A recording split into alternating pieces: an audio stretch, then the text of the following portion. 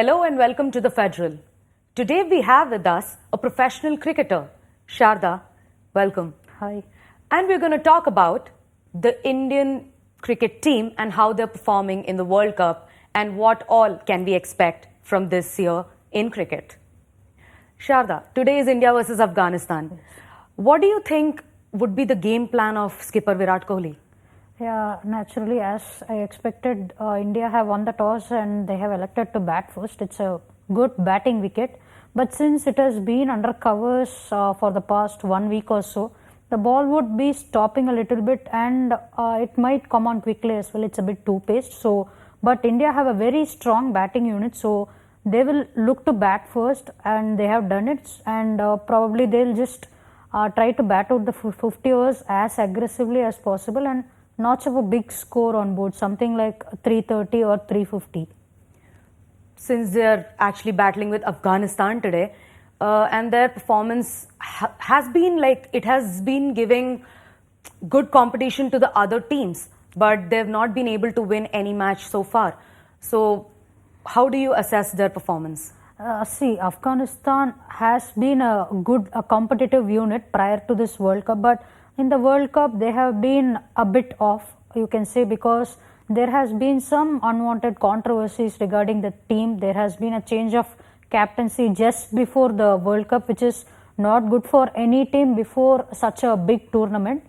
And then of course Afghanistan are sorely missing their wicketkeeper and opening batsman Mohammad Shahzad. See, I understand the selectors' perception of fitness, but he has been a standout performer for Afghanistan, especially outside the Asian subcontinent. He even has a century to his credit against India in the Asia Cup.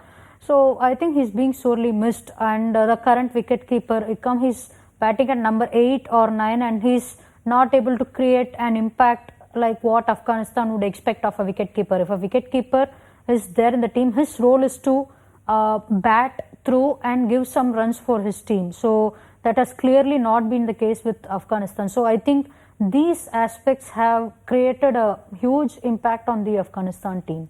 Do you think Rashid Khan's most expensive spell of 110 runs from 9 overs, do you think that has actually put him in the bad light somehow?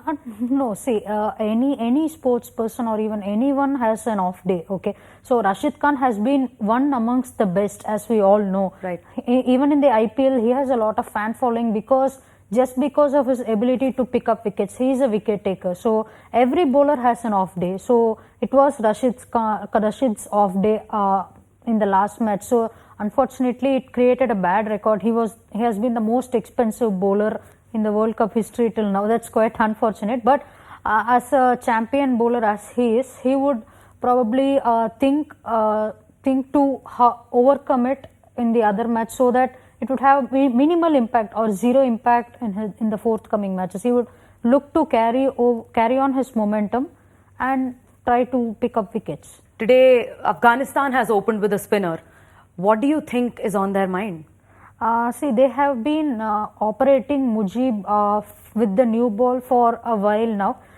There must be a plan because see, India, as far as they have played in the World Cup till now, they haven't faced a spinner in the first 10 overs. So probably Afghanistan might think that okay, giving pace on the wicket, it's just going to help the Indian batters. So let us just try a bit of spin and see how the Indian batsmen are reacting to it. So that might be their ploy.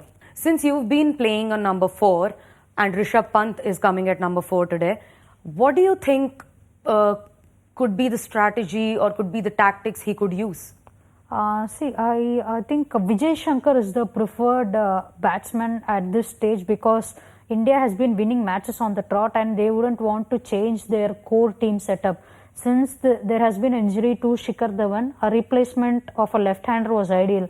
That's the whole idea of Rishabh Pant being drafted into the Indian squad for the World Cup. Apart from that, I think he will be getting very minimal chances only in cases of injuries, only forced changes to be clear.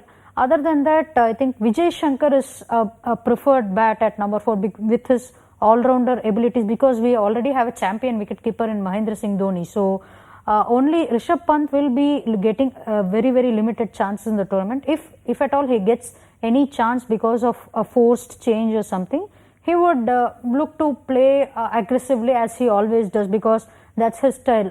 A cricketer is known when he or she adopts the same style over a period of time, irrespective of the conditions. So that's Rishabh Pant's USP, and he'll always look forward to do the same. India has been unbeaten till now in the tournament. Correct. Where do you see the team going in the World Of Cup? course, I would, being an Indian fan, I would want them to lift the trophy. But being realistic, India has a very good chance of getting into the knockout stages, as in the semi-finals. Probably today's win might seal a spot. Today's win and a win in one other match will seal a spot for them in the semis. But beyond that, the going will get a bit tough when they face teams like Australia. Not that they have already won against Australia, but in the knockout stages, it's a very different ball game. Australia will be playing their best 11, and they look to probably beat India on all aspects. So the going will get tough, and that's when I see India being a champion team. I hope they overcome all the challenges, because they have a very settled unit. Not just because I am an Indian fan. I think the team is very complete in all the aspects. So I see India going right till the end and lifting the trophy. Do you think that England is now in the danger spot, because they have been just playing the underdogs till now, and now they will be facing New Zealand, India and Australia, the big teams?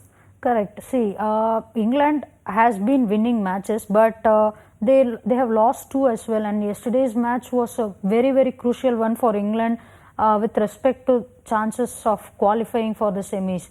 Unfortunately, they got a beating. You can say that it's a beating, and it's a reality punch to the English team.